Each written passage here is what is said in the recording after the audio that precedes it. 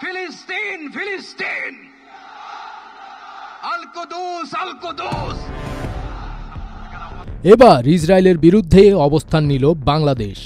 দেশের জনগণ সবসময় গাজার মানুষের প্রতি সংহতি প্রকাশ করলেও এবার সরকারের পক্ষ থেকে ইসরায়েলের গ্রেটার ইসরায়েল মন্তব্যকে প্রত্যাখ্যান করা হয়েছে।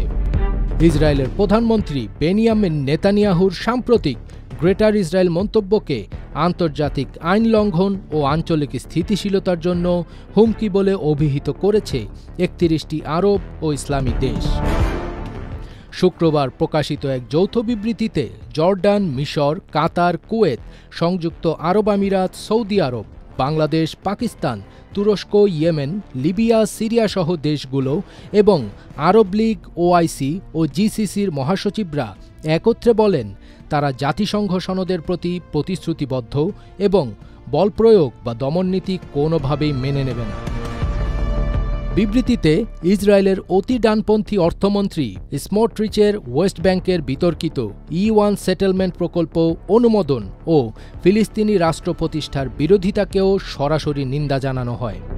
এসবকে ফিলিস্তিনিদের স্বাধীনতার অধিকারের সরাসরি আঘাত বলে অভিহিত করেন তারা। জাতিসংঘ নিরাপত্তা পরিষদের 2334 নম্বর প্রস্তাব ও আন্তর্জাতিক বিচার আদালতের মতামতের কথা উল্লেখ করে দেশগুলো জানায়, দখলকৃত ভূমির জনসংখ্যাগত বা আইনি অবস্থান পরিবর্তনের যে কোনো প্রচেষ্টা অবৈধ।